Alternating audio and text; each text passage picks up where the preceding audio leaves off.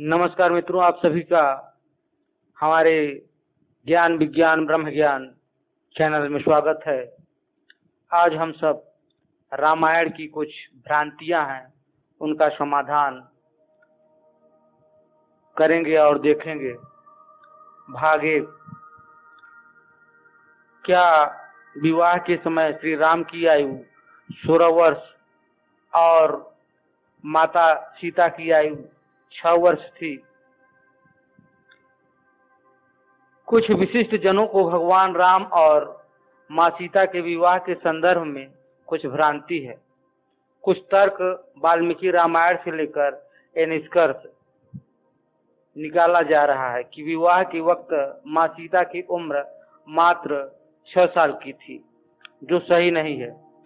वाल्मीकि रामायण के एक श्लोक का प्रमाण निकालकर कुछ लोग ऐसा प्रमाणित करना चाहते हैं कि श्री राम और माता सीता का विवाह बाल विवाह था, अर्थात श्री राम की आयु 16 और माता सीता की आयु 6 वर्ष थी, जबकि ये सत्य नहीं है। आइए वाल्मीकि रामायण में से सबसे पहले इसी श्लोक पर चर्चा कर लेते हैं कि वहां पर क्या लिखा है। उसी द्वार सहसमा इक्ष्वाकूणां निवेशने भुञ्जानां मानुषान् भोगत सेवकां समृद्धिनी। अरण्यकांड 47:4। ध्यान दे कि इस श्लोक में द्वा और 10 शब्द अलग अलग है। ये द्वादश यानी 12 नहीं, बल्कि द्वा 2 को और 10 दशरथ को संबोधित करता है। इसमें माँ सीता रावण से कह रही है कि इक्ष्वाकु कुल के राजा दशरथ के यहाँ पर 2 वर्ष में उन्हें हर प्रकार के वे सुख जो मानव के लिए उपलब्ध हैं उन्हें प्राप्त हुए हैं, क्योंकि इस श्लोक में इक्ष्वाकु कुल का नाम सीता जी बोल रही हैं, लेकिन उस कुल में दशरथ पुत्र राम से उनका विवाह हुआ स्पष्ट है। पूरे श्लोक में दशरथ नाम कहीं और भी नहीं लिखा, इसलिए द्वा 2 को और 10 महाराज दशरथ को संबोधन है। इसे पूर्ण रूप से न समझकर कुछ ऐसा अर्थ किया जाता है। एक उदाहरण, उस समय छोटे बच्चों को कमरे में बंद रखा जाता था। इसे कुछ इस तरह से अर्थ किया गया, उस समय छोटे बच्चों को कमरों में बंद बंदर खा जाता था। उस समय छोटे बच्चों को कमरे में बंदर खा जाता था। श्लोक का अर्थ थोड़ा गलत करने से पूरा मंतव्य ही बदल गया है। मम भर्ता महातेजा वैसा पंचविंशक 3:47-10। अष्टादश ही वर्षणी नान जन्मनि गण्यते 3:47-11। इस श्लोक में माँ सीता कह रही हैं कि उस समय वनवास प्रस्थान के समय मेरे तेजस्वी पति की उम्र 25 साल थी और उस समय मैं जन्म से 18 वर्ष की हुई थी। इसे ये ज्ञात होता है कि वनवास प्रस्थान के समय माँ सीता की उम्र 18 साल की थी और वो करीब 2 साल राजा दशरथ के यहाँ रही थी, यानी माँ सीता की शादी 16 साल की उम्र के आसपास हुई थी। ये केवल सोच और समझ का फेर है। सिद्धाश्रम श्री राम 16वें वर्ष में ऋषि विश्वामित्र के साथ सिद्धाश्रम को गए थे। इस तथ्य की पुष्टि वाल्मीकि रामायण के बालकांड के 20वें सर्ग के श्लोक 2 से भी हो जाती है, जिसमें राजा दशरथ अपनी व्यथा प्रकट करते हुए कहते हैं उनका कमल नयन राम 16 वर्ष का भी नहीं हुआ और उसमें राक्षसों से युद्ध करने की योग्यता भी नहीं है। 19 वर्षों में रामो राजीव लोचन न युद्ध योग्यता मास्य पश्यामि सह राक्षसौ। बालकांड सर्ग 20 श्लोक 2।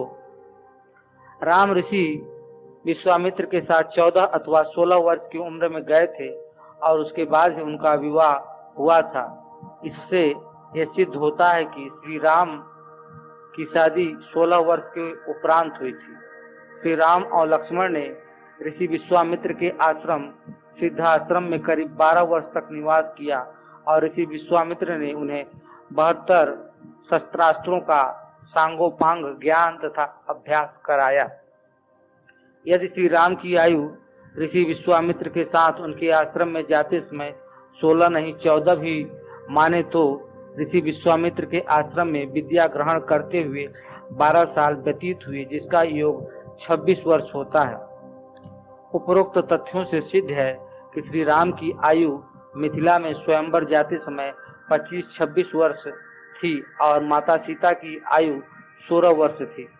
अब भी यदि कुछ अतिज्ञानी नहीं मानते तो कृपया बताएं, स्वयंवर के समय श्री राम की आयु यदि 16 वर्ष और माता सीता की आयु यदि 6 वर्ष मानते हो तो वनवास क्या श्री राम 2-4 वर्ष की आयु में गए? महाराज जटायु। धर्मात्मा महाराज जटायु कोई पक्षी गिद्ध नहीं, क्षत्रिय वर्ण के मनुष्य थे।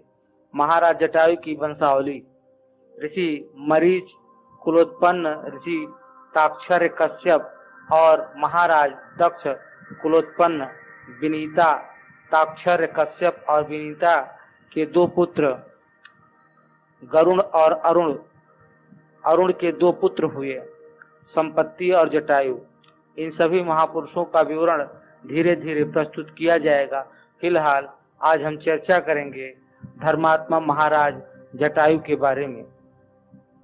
महाराज जटायु ऋषि ताक्षर्य कश्यप और विनीता के पुत्र थे।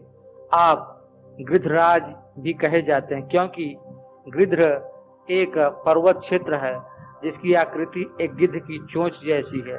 इनका राज्य अवध, अयोध्या और मिथिला के बीच का हिस्सा था जो एक पहाड़ी क्षेत्र था। ऐसा मैं कोई भ्रांतिवश नहीं कह रहा हूँ, ना ही मेरी कोई कपोल कल्पना है। आप रामायण में रावण और जटायु का संवाद स्वयं देख सकते हैं, जहाँ स्पष्ट लिखा है, रावण को अपना परिचय देते हुए जटायु ने कहा, मैं गृध्रकूट का भूतपूर्व राजा हूँ और मेरा नाम जटायु है। संदर्भ: आरण्यक 50:4। जटायु नामना अहमम गृध्र राजो महाबलः। क्योंकि उस समय में आश्रम व्यवस्था की मान्यता थी, जिसकी वजह से समाज और देश व्यवस्थित थे। आज ये व्यवस्था चरमरा गई है, जिस कारण ही देश पतन की ओर अग्रसर है। खैर, उस समय धर्मात्मा जटायु वानप्रस्थ आश्रम में होंगे, तभी वे अपने राज्य को युवा हाथों में सौंप देश और समाज की व्यवस्था में लग गए। इसका महत्वपूर्ण परिणाम था कि माता सीता को रावण से बचाने के लिए अपने प्राणों की भी बाजी लगा दी। कुछ लोग धर्मात्मा जटायु को एक पक्षी या फिर बहुत बड़ा शरीर वाला गिद्ध समझते हैं। ऐसे लोग केवल वे पढ़ते हैं जिससे उन्हें अपना मनोरथ सिद्ध करना हो।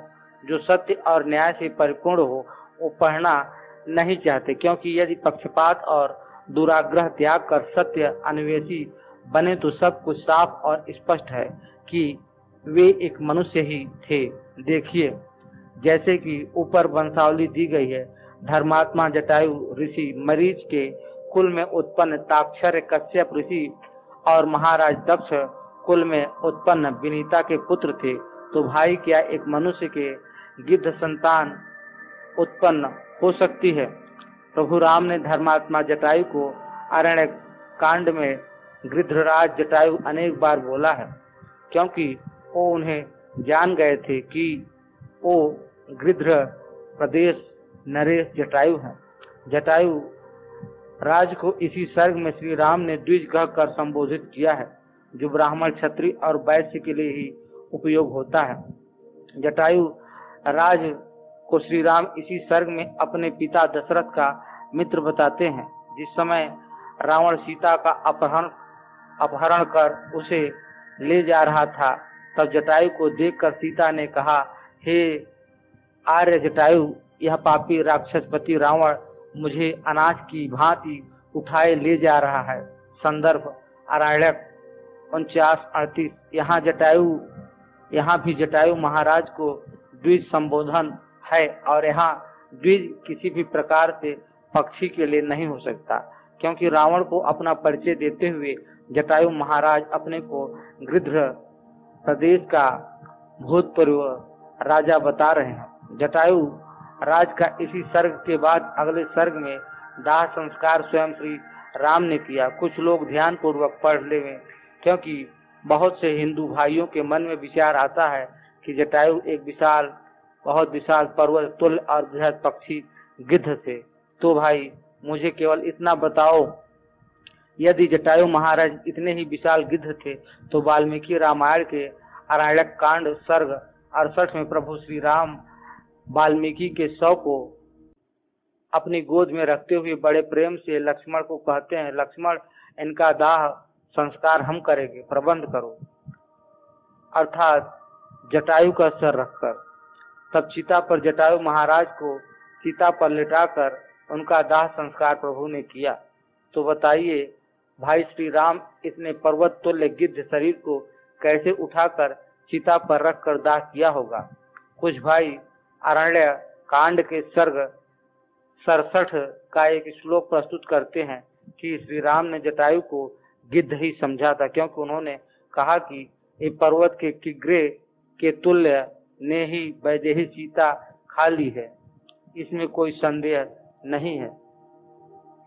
यहाँ पर्वत के किंग्रे तुल्य का सही अर्थ न जानकर व्यर्थ ही आक्षेप करते हैं। पर्वत के किंग्रे तुल्य अर्थ बड़ा डील वाला, यानी औसत शरीर से बड़ा, और यहाँ वैदेही सीता खा ली है, ये तात्पर्य है कि उस वन में अनेक जंगली असभ्य राक्षस प्रवृत्ति के लोग निवास करते थे जो मांस भक्षी थे।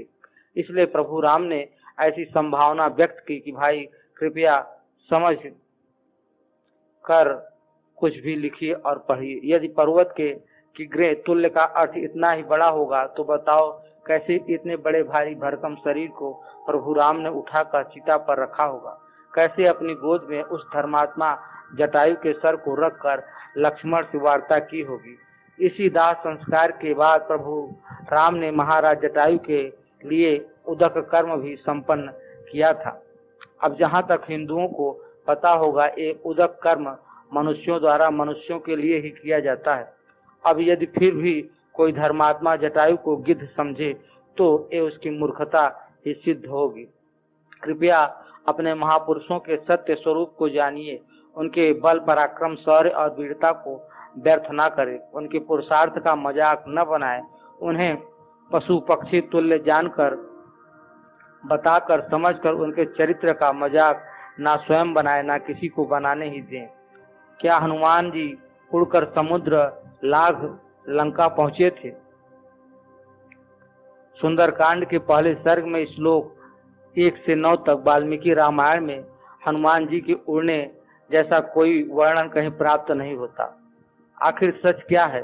आइए एक नजर वाल्मीकि रामायण के सुंदरकांड के पहले सर्ग में श्लोक संख्या 1 से 9 तक देखें और विचार करते हैं। जो हनुमान जी के उड़कर समुद्र लांघ कर लंका जाने की बात है वो भी एक मिथक ही है। यदि आप वाल्मीकि रामायण को पढ़ें तो सुंदरकांड के पहले सर्ग में श्लोक संख्या 1 से 9 कृपया ध्यान दीजिए, इस रेफ को नोट कीजिए और जाकर चेक कीजिए। वहाँ वाल्मीकि जी लिखते हैं, दुष्करम निष्प्रति द्वंद्वम चिकीर्षन कर्म वानरः समुद्रग्रशिरो गृहो गवापतिरिवावभो पुल्वगम पुल्वने कृत निश्चयः बवृधे राम वृद्ध्यर्थे समुद्रैव पर्वसु विकर्षणनूर्मि जालानि विरहन्ति लवणाम्भसि प्लुवे कपिशार्दूलो विकिरणनिव रोदसी मेरु मंदर संकाशानुधगतां सुमहाणवे अत्यक्राम्न महावेगस्त रंगंगान्यनन्निव तिमीनक्रजसारु कूर्मा दृश्यन्ते विपरीतास्तदा वस्तापकर्षणेनेव शरीराणि शरीरीणाम् येनाशो यात् बलवान् वेगेन कपि कुञ्जरः तेन मार्गेण सहसा द्रोणीकृत युवाणवः प्राप्त भूयिष्ठापारस्तु सर्वतः परिलोकयन् योजनानां शतस्यान्ते वनराजी ददर्श स सागरं सागनुपान सागरानु अजान्द्रुमान् सागरस्य च पत्नीनां मुखान्यापि विलोकत स चारु नाना विघरूपधारी परं समासाद समुद्रतीरं निपत्य तीरे च महोदधेस्तदा ददर्श लंकामरावतीमिव। सुंदरकांड सर्ग 1 श्लोक संख्या 1 से 9 तक। अर्थ: बड़ा कठिन तुलना से रहित कर्म करना चाहता हुआ ऊंचे सिर और ग्रिया वाला बानर सांड की तरह भासने लगा। डोंगी से तैरने में नीचे वाला डोंगी से तैरने वालों में श्रेष्ठ देखा हुआ वह पर्वों में समुद्र के तरह राम के अर्थ वृद्धि को प्राप्त हुआ। उस खारी जल में बड़े बड़े लहरों के समूहों को चीरता हुआ बानर श्रेष्ठ मानो देव पृथ्वी पर जल के फूल बिखेरता हुआ खेवा करने लगा। मेरु मंदिर के बराबर महासागर में उठती हुई लहरों को बड़े वेग वाला मानो गिनता हुआ गया। बल से जल उछलने पर मछली मगर मत्स्य इस तरह नंगे हुए दिखते हैं जैसे वस्त्र के खींच लेने से शरीरधारियों के शरीर। बलवान बानर श्रेष्ठ वेग से जिस मार्ग से जा रहा था उस मार्ग से समुद्र सहसा द्रोण की तरह होता जाता था। पानी में उसकी डोंगी के आकार बनते जाते थे। बहुत बड़ा भाग पार करके सब और देखता हुआ वहाँ 100 योजन की समाप्ति पर वन समूह को देखता भया। सागर के किनारे के देश और उस देश में होने वाले वृक्ष और सागर की पत्नियां नदियों के मुहाने देखता भया। सुंदर नाना विधि रूप धारी बानर समुद्र के परले तीर पर पहुंचकर महासागर के किनारे पर उतरकर अमरावती के तुल्य लंका को देखता है। इस सारे सर्ग के अधिकतर हनुमान जी का समुद्र को फांद कर पार होना पाया जाता है, जो कि असंभव है और एक कोई मिथक अथवा लोकोक्ति बनाई गई लगती, क्योंकि यहाँ सर्ग में ही स्वयं वाल्मीकि जी ने दूसरे श्लोक में हनुमान जी को डोंगी के तैरकर समुद्र पार करने का स्पष्ट इशारा किया है। पूर्व छोटी नौका डोंगी अथवा आज के समय पर तेज वेग से पानी में चलने वाली बेवर नर जैसा कोई तीव्र वाहन। श्लोक 3 में लिखा है, उस खारी जल में बड़े बड़े लहरों के समूहों को चीरता हुआ वहाँ वानर श्रेष्ठ। आप विचार करें, बिना जल में कोई नौका चलाए ये काम असंभव है। श्लोक 4 में लिखा है, मेरु मंदिर के बराबर महासागर में उठती हुई लहरों को बड़े वेग वाला मानो गिनता हुआ गया। स्वयं विचार करें, लहरें उठती रहती हैं समुद्र में, पर जैसे कोई सर्फिंग करने गया मनुष्य उन उठती लहरों के ऊपर संतुलन बनाकर वेग से चलता है, ठीक वैसे ही इस श्लोक में बताया गया, उड़ना नहीं बताया गया। श्लोक 4 में लिखा है, बलवान बानर श्रेष्ठ वेग से जिस मार्ग से जा रहा था उस मार्ग से समुद्र सहसा द्रोण की तरह होता जाता था। पानी में उसकी डोंगी के आकार बनते जाते थे। इस श्लोक से तो सारी शंकाओं का पूर्ण समाधान ही हो गया। जब भी पानी पर डोंगी नाव कुछ भी चलेगी वो पानी को चीर कर आगे बढ़ेगी, जिससे उस मार्ग में पानी का रास्ता कटता हुआ दिखेगा, जो नाव अथवा डोंगी के आकार का ही होगा। अधिक विश्लेषण हेतु और बहुत सारी चीजें हैं, आप उसे समझ सकते हैं।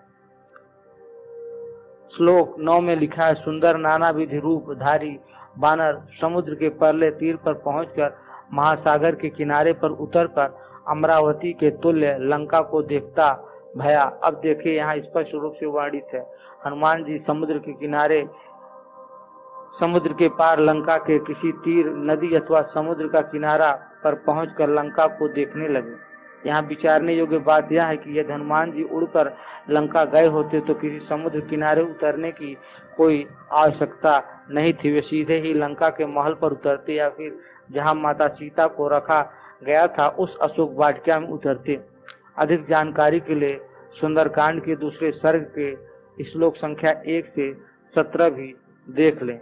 यहाँ संक्षेप में बताता हूँ। वहाँ लिखा है, हनुमान जी हरे घास के उत्तम गंध वाले, मधु वाले और उत्तम वृक्षों वाले वनों के मध्य में से गए। श्लोक सर्ग 2 श्लोक 3। अब बताओ भाई, यहाँ स्पष्ट लिखा है कि वनों के मध्य में से गए, फिर उड़कर वनों के ऊपर से क्यों नहीं गए? इसके आगे के श्लोकों में हनुमान जी के उड़ने का कोई वर्णन नहीं, बल्कि स्पष्ट लिखा है वे चतुराई से कैसे लंका में दाखिल हुए। उसके लिए उन्हें शाम तक इंतजार करना पड़ा। यदि उड़ सकते होते तो शाम तक इंतजार क्यों करते? हनुमान जी बंदर नहीं थे। भारतीय इतिहास में अनेक विद्वान तथा बलवान हुए हैं। हनुमान उनमें से एक व्यक्ति थे। उनकी सेवक के रूप में बहुत अच्छी है। उनका जीवन आदर्श ब्रह्मचारी का भी रहा है, परंतु हमारे नादान पौराणिक भाइयों ने उन्हें बंदर मानकर उनके साथ अन्याय किया। एक वे हैं जो दूसरों की छवि को देते हैं सुधार, एक हम हैं लिया अपनी ही सूरत को बिगाड़। वे बंदर न थे, अपितु पूर्णतः उपरोक्त गुणों से युक्त एक प्रेरक, आदर्श तथा कुलीन महापुरुष थे। कुछ प्रमाणों से हम इसे स्पष्ट करने का प्रयास कर रहे हैं। मर्यादा राम से उनकी प्रथम भेंट तब हुई थी जब वे राम और लक्ष्मण भगवती सीता की खोज में इधर उधर भटक रहे थे। खोजते खोजते वे दोनों ऋष्य मुख पर्वत पर सुग्रीव की ओर गए तो सुग्रीव उन्हें दूर से देखकर भयभीत हो गया। उसने अपने मंत्रियों से यहाँ कहा कि ये दोनों बाली के ही भेजे हुए हैं, ऐसा प्रतीत होता है। हे बानर शिरोमणि हनुमान, तुम जाकर पता लगाओ कि ये कोई दुर्भावना लेकर तो नहीं आए हैं।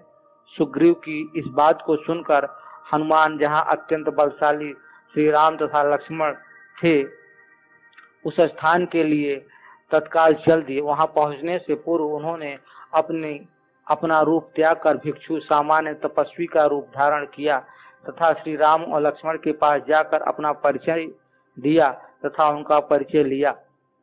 तत्पश्चात श्री राम ने अनुज लक्ष्मण से कहा, नान्रे वेद विनीतस्य ना यजुर्वेद धारिणः ना सामवेद विदुषः शक्यमेव विभाषितुम्। किष्किंधा कांड 3 सर्ग श्लोक 28। अर्थ, जिसे ऋग्वेद की शिक्षा नहीं मिली, जिसने यजुर्वेद का ज्ञान नहीं प्राप्त किया तथा जो सामवेद का विद्वान नहीं है, वह इस प्रकार सुंदर भाषा में वार्तालाप नहीं कर सकता। नूनम व्याकरणम कृत्न मनेन बहुधा श्रुतम बहुव्याहारतानेन किंचिदपसदीतम। किष्किंधा कांड 3 सर्ग श्लोक 29।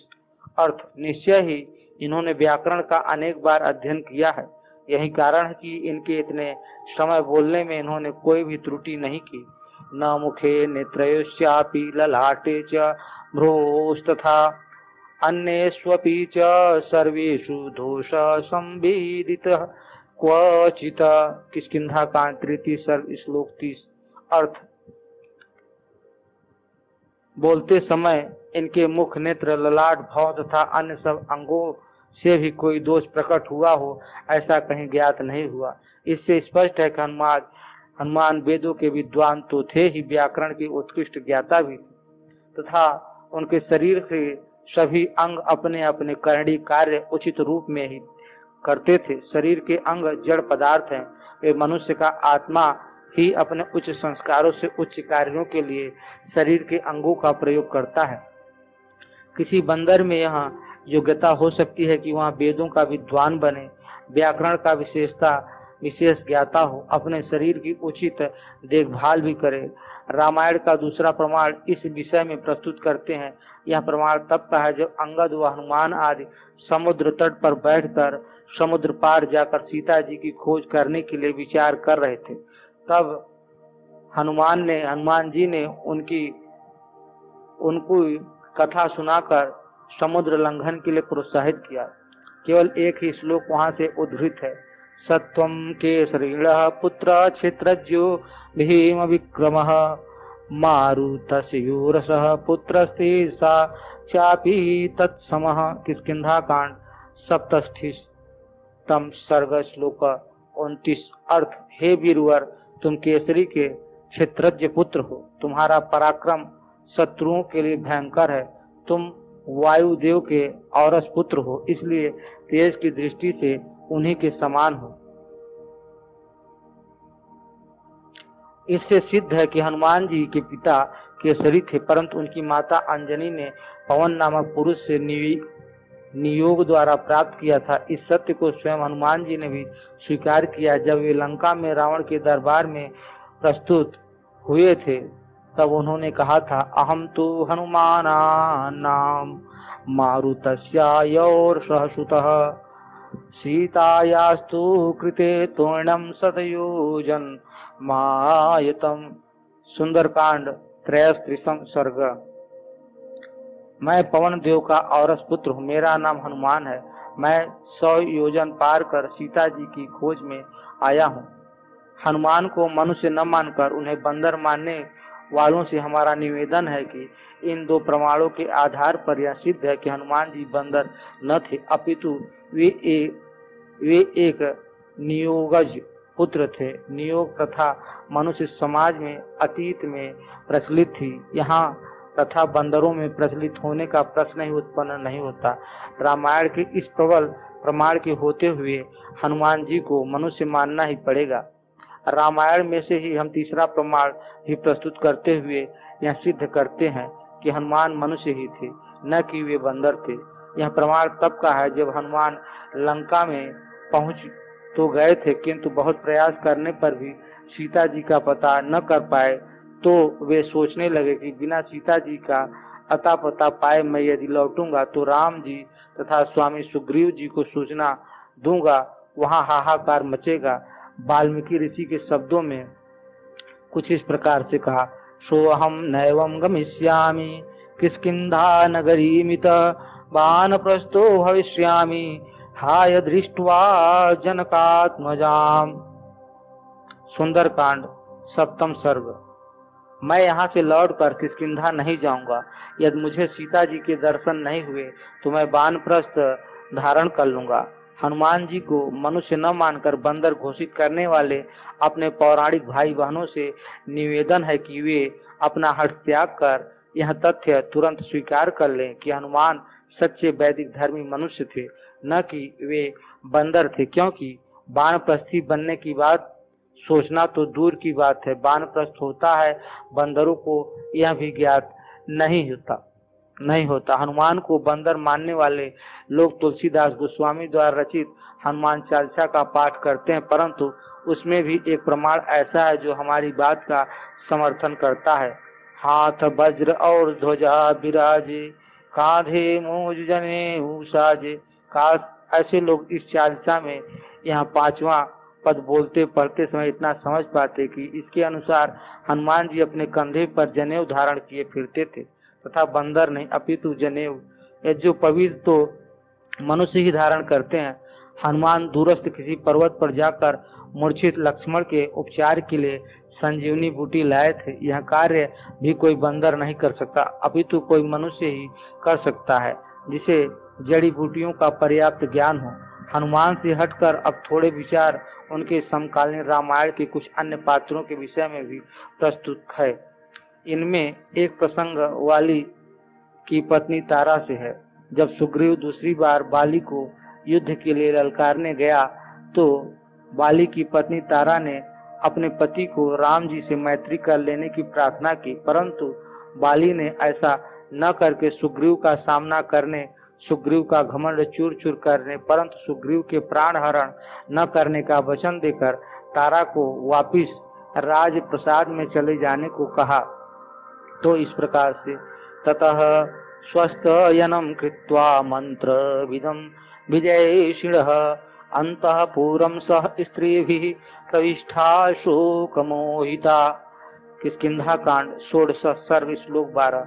अर्थ, वह पति की विजय चाहती थी तथा उसे मंत्र का भी ज्ञान था, इसलिए उसने बाली की मंगल कामना से स्वस्तिवाचन किया तथा शोक से मोहित होकर वह अन्य स्त्रियों के साथ अंतःपुर को चली गई। मंत्र का ज्ञान बंदरों को अथवा बंदरियों को नहीं होता, न ही हो सकता। अतः सिद्ध है कि हनुमान का जिनसे मिलना जुलना आदि था, उनकी पत्नियां भी मनुष्य ही थी। यही तारा जब अपने पति बाली को प्राण त्यागते देख रही थी तो अन्य बातों के अतिरिक्त यह भी बोली, यद्य प्रियं किंचिद संप्रधार्य कृतं मया स्यात् तौ दीर्घबाहो क्षमस्व मे तध्वरि भंसनाथ ब्रजामि मूर्धा तौ वीरपादौ। किष्किंधा कांड एकम बिन सर्ग श्लोक 25। अर्थ, महाबाहों, यदि ना समझी के कारण मैंने आपका कोई अपराध किया हो तो आप उसे क्षमा कर दें। वानर वंश के स्वामी वीर आर्यपुत्र, मैं आपके चरणों में मस्तक रख कर यहाँ प्रार्थना करती हूँ। इस श्लोक से सिद्ध है कि बाली आर्यों के एक वंश वानर में जन्मा मनुष्य ही था। इसी प्रकार तारा को भी महर्षि वाल्मीकि ने आर्यपुत्री ही घोषित किया है। तस्येन्द्र कल्पस्य दूरासदस्य महानुभावस्य समीपा मार्या आर्ताति तूर्णां व्यसनं प्रपन्ना जगाम तारा परिविह्वलन्ति। किष्किंधा कांड 4 सर्ग श्लोक 29। अर्थ, उस समय घोर संकट में पड़ी हुई शोक पीड़ित आर्या तारा अत्यंत विह्वल हो गिरती पड़ती तीव्र गति से महेंद्र तुल्य दुर्जय वीर महानुभाव श्री राम के समीप गई। बाली की मृत्यु के पश्चात अंगद व सुग्रीव ने बाली के शव का अंत्येष्टि संस्कार शास्त्रीय विधि से किया। ततो अंगिनी विधिवद दवा सोपसव्यम चकारः पितरम दीर्घमध्वानं प्रशिष्टं व्याकुलेन्द्रियः संस्कृत्यं बालिनं तं तु विधिवत लवगर्षभा आजज्ञमुरुदकं कर्तुं नदी शुभजलां शिवाम्। किष्किंधा कांड 26 सर्ग श्लोक 50-51। अर्थ, फिर शास्त्रीय विधि के अनुसार उसमें आग लगाकर उन्होंने उसकी प्रदक्षिणा की। इसके बाद यह सोचकर कि मेरे पिता लंबी यात्रा के लिए प्रशिक्षित हुए हैं, अंगद की सारी इंद्रियां शोक से व्याकुल हो उठी। इस प्रकार विधिवत बाली का दाह संस्कार करके सभी वानर जलांजलि देने के लिए पवित्र जल से भरी हुई कल्याणमयी तुंगभद्रा नदी के तट पर आए। इस प्रमाण से सिद्ध हुआ कि बाली, सुग्रीव, अंगद आज वेद विहित शास्त्रीय कार्य करते थे। यह भी उनके मनुष्य होने का प्रमाण है। उपयुक्त तथ्यों के बाद हम अब सामान्य विश्लेषण करते हुए पौराणिकों से पूछते हैं कि बाली की पत्नी तारा, सुग्रीव की पत्नी रूमा, हनुमान की माँ अंजनी मनुष्य योनिक स्त्रियां थी, तो उनके माताओं पिताओं ने उन्हें बंदरों अर्थात बाली, सुग्रीव तथा केसरी के संग दिया था। बंदरों और स्त्रियों से बंदरों का जन्म अव्यवहारिक व अवैज्ञानिक है। अतः यह सर्वथा अमान्य है कि उक्त पुरुष बंदर थे। यह भी निवेदन है कि बंदरों, उनकी पत्नियों, उनके पिताओं तथा उनकी माताओं के नाम नहीं होते, उनके जीवन का कोई इतिहास नहीं होता, खाने पीने और सोने जागने के अतिरिक्त कोई अन्य कार्य वे करते नहीं। फिर उपरोक्त पात्रों के नामकरण हुए, उनके कार्य व्यवहार मनुष्य जैसे कैसे हुए? वास्तविकता यह है कि वानर एक जाति है। इसे आंग्ल भाषा में सरनेम भी कहते हैं। हिमाचल प्रदेश के कांगड़ा व हमीरपुर जिले में नाग जात के कुछ मनुष्य आपको मिल सकते हैं। नाग का अर्थ सर्प है, परंतु वे इसको अपने नाम के साथ सहर्ष लिखते हैं। पिछले वर्ष के केंद्र सरकार में कार्यरत एक उच्चाधिकारी जब सेवानिवृत्त हुए तो किसी विशेष कारणवश उसका नाम भी दैनिक पत्रों में छपा। तब पता चला कि वह भी उपरोक्त नाग जात का ही सदस्य था। सन 1969 में भारत के राष्ट्रपति पद पर बीबी गिरी नामक एक दक्षिण भारतीय व्यक्ति आसीन हुआ। गिरी का अर्थ पर्वत है, परंतु वह पर्वत न होकर मनुष्य ही था। गिरी उसका सरनेम था। या उसकी जाति थी। पंजाब, हरियाणा, हिमाचल, राजस्थान तथा कुछ अन्य प्रदेशों में बहुत से लोग, अधिकतर जन्मना क्षत्रिय, अपने नाम के साथ सिंह का प्रयोग करते हैं, जिसका अर्थ शेर है। हरियाणा में बहुत से लोग मोर जाति से संबंध है और उनके नाम के पीछे मोर लिखा होता है। पंजाब के एक राज्यपाल जय सुखलाल हाथी हुए हैं। हरियाणा में सिंहमार नामक जाति के कई व्यक्ति आपको मिल सकते हैं।